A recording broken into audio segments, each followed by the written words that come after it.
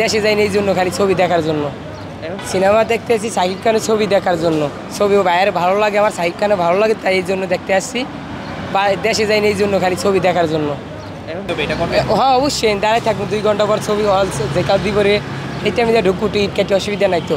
2 ঘন্টা না 5 ঘন্টা দাঁড়ানোর জন্য অপেক্ষা করবো কিলে বাইরের ছবি দেওয়ার জন্য, আর কেন না। শাকিব খানের ছবির প্রতি এত টান কেন? হ্যাঁ ভালো লাগে আমার থেকে আর কাছে, আর কেউ না।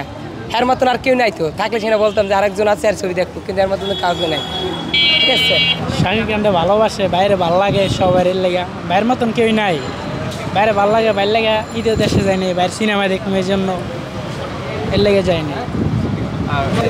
শাকিব ভাইয়ের আমি খুব ছোট থেকে একটু ভক্ত, সেই জন্য মনে করেন আমরা ছবি দেখতে আসছি সবাই, মানে ফ্রেন্ড সাইকেলটা আমরা তখন দেখি আলহামদুলিল্লাহ ছবিটা অনেক ভালো পাইছিলাম, বন্ধু বান্ধবদের শুনছিলাম, সেই জন্য আসছি মানে ছবিটা দেখার জন্য সবাই। শাকিব খানের ছবি নিয়ে এত আগ্রহ থাকে কেন? যেটা আমার ফেভারিট নায়ক বলতে গেলে ভারতের মনে করে দেখেন ইয়ারা থাকে যেরকম তামিল ভাষায় তারা থাকে, কিন্তু আমাদের বাংলাদেশের শাকিব খানই ওখানে আমাদের একজনের এসে বলবে না, তাদের বেশি পছন্দ, তার লুক, তারপরে তার পার্সোনালিটি সব কিছুই ভালো লাগে তার কাছে।